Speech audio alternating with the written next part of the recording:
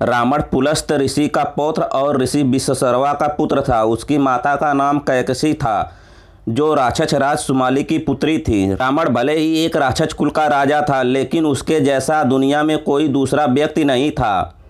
लंकापति रावण अत्यंत बलशाली, महापराक्रमी योद्धा, परम शिव भक्त, वेदों का ज्ञाता और महापंडित था। रावण को जैन शास्त्र का प्रतिनारायण माना गया है। यही कारण है कि जैन धर्म के 64 सलाहका पुरुषों में रावण का भी नाम शामिल है। रावण ब्रह्मज्ञानी और बहुत सारी विद्याओं का जानकार था। वह कई तरह से तंत्र, सम्मोहन, इंद्रजाल, जादू जानता था। रावण के पास ऐसा विमान भी था जो अन्य किसी के पास नहीं था। जब राम और रावण के बीच युद्ध हुआ तो रावण की हार हुई। रावण मरणावस्था में था। तब भगवान राम ने लक्ष्मण को रावण से शिक्षा लेने के लिए कहा। राम जानते थे कि रावण इस संसार के नीति, राजनीति और शक्ति के महान पंडित हैं। राम ने लक्ष्मण से कहा कि तुम रावण के पास जाओ और उससे जीवन से जुड़ी शिक्षा प्राप्त करो।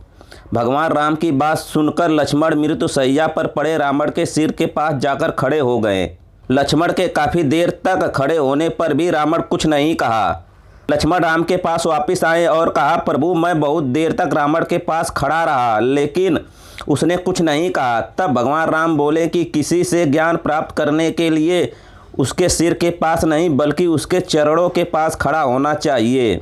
इसके बाद लक्ष्मण फिर से रावण के पास गए और उसके चरणों के पास खड़े होकर कहा, आप मुझे जीवन की शिक्षा दें। रावण ने मरने से पहले लक्ष्मण को 3 ज्ञान की बात बताई। जो बातें बताई वह आज भी हर किसी को जरूर जाननी चाहिए। रावण ने लक्ष्मण को ज्ञान देते हुए कहा कि किसी भी शुभ काम को जितना शीघ्र हो उतना शीघ्र कर लेना चाहिए, कभी भी देरी से नहीं करना चाहिए। वहीं अगर अशुभ काम के लिए जितना टालना पड़े उसे उतना टालने का प्रयास करना चाहिए। रावण ने कहा, अपनी शक्ति और पराक्रम में इतना घमंड नहीं करना चाहिए कि अपने शत्रु को तुच्छ समझने लगे। मुझे ब्रह्मा जी से वरदान मिला था कि मानव और वानर के अलावा कोई भी मुझे नहीं मार सकता, लेकिन इसके बावजूद मैंने उन्हें तुच्छ समझा।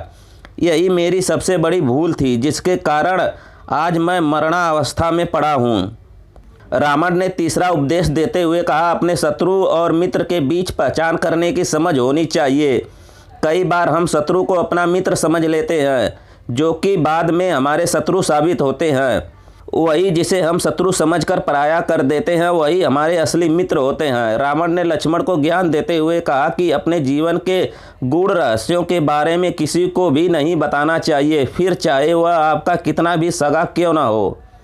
क्योंकि विभीषण जब लंका में था तब वह मेरा शुभ चिंतक था, और जब वह राम की शरण में गया तो मेरे ही विनाश का कारण बन गया।